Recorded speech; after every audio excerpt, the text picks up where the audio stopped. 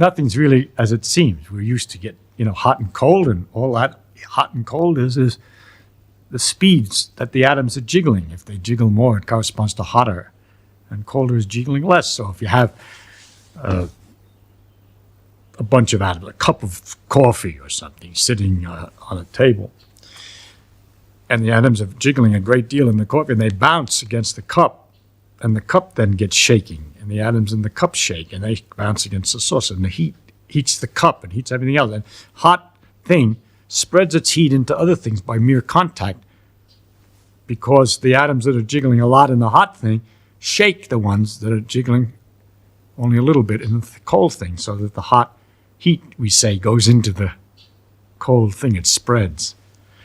But what's spreading is just jiggling and irregular motions, which is easy to kind of understand. It brings up another thing that's kind of curious. That I say the things jiggle, and if you're used to balls bouncing, they slow up and stop after a while. But we have to imagine with the atoms a perfect elasticity. They never lose any energy. Every time they bounce, they keep on bouncing all the time. They don't lose anything. They're perpetually moving. And that the things that happen when we say something loses energy, if a ball comes down and bounces, it shakes irregularly some of the atoms in the floor.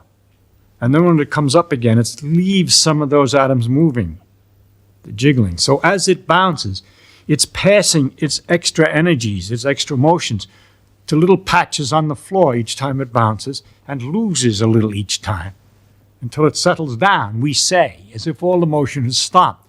But what's left is the floor is shaking more than it was before, and the atoms in the ball are shaking more than they were before.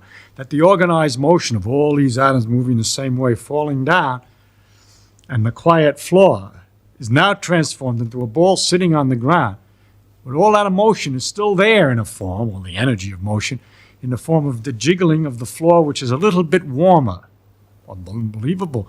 But anybody who's hammered a great deal on something knows that it's true, that if you pound something and hit it a lot, you can feel the temperature difference. It heats up. It heats up simply because you're jiggling it.